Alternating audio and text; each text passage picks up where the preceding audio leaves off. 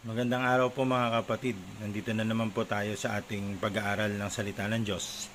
Bago ang lahat, nais ko po kayong batiin ng Happy New Year. Ang pag-aaralan po natin ngayon ay ang unity, pagkakaisa. Napakahalaga nito sa ating mga mananampalataya. Iisa-isahin natin ng unity para mas maintindihan natin at mas magamit natin sa ating gawain. Yun, ang unang-una nating tingnan ay ang unity within ourselves, no? Yung unity natin, lalo sa ating mga members ng community, mahalaga to na meron tayong taglay natin ito bilang member ng community ng Children of Light.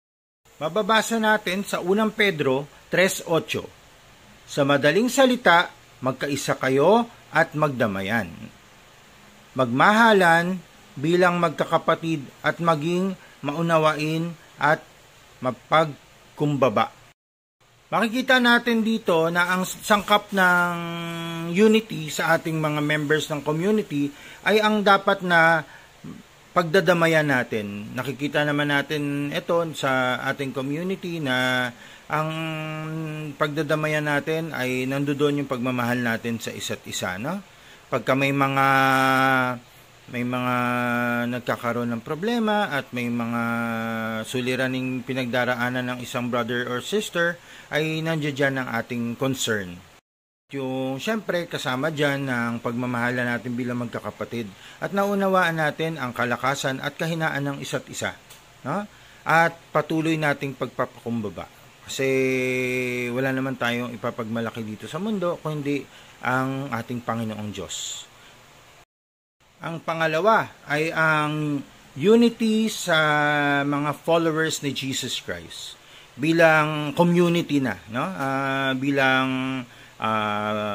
sa mga paggawain natin at sa mga pag-attend natin ng mga gaya netong prayer meeting natin. Ano bang sinasabi ng Biblia dito?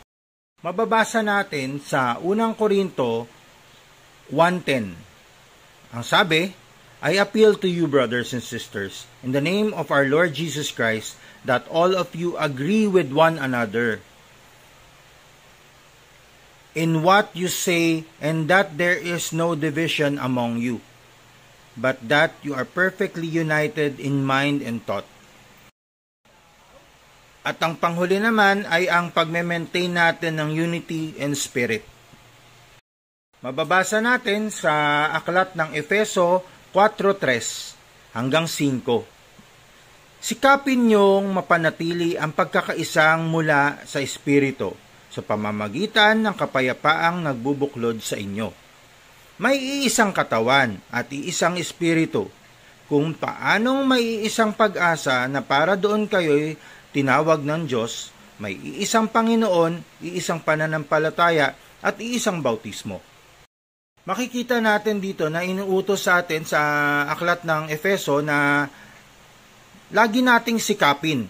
May salitang sikapin kasi nagkakaroon ng failure talaga ang tao. Kasi tao lang tayo, may kahinaan tayo. Pero sinabi nga dito, sikapin natin, no? Sa paggabay ng ating Panginoon Diyos na mapanatili natin ang pagkakaisa natin mula sa Espiritu, no? Tapos sa pamamagitan ng kapayapaang magbubuklod sa atin.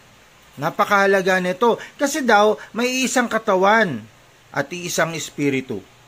Kung paanong ang may isang pag-asa na para doon kayo tinawag ng Diyos. Dito napakaganda nito kasi binibigyan tayo ng pagkakataon na matupad natin ang ating mga gawain upang matupad natin ang ating goal. Ano ba yung goal natin? Makarating sa bayang banal, no? Sa ating Panginoon Diyos, no? Makarating tayo sa minimiti nating buhay na walang hanggan. Ganito ipinaliliwanag sa atin sa aklat ng Efeso ang halaga ng pagkakaisa sa Espiritu. Kaya tayo bilang community, ngayon sa mga matatagal na, alam na natin to, no? Sinisikap natin ang pagkakaisa talaga na bilang mga members ng community in spirit. Talagang nandiyan dyan yung pagsusumikap natin. Kasama natin ang ating araw-araw na panalangin na matutupad natin ito. Kaya ayun, natapos na naman ang isa nating pag-aaral ng salita ng Diyos tungkol sa unity.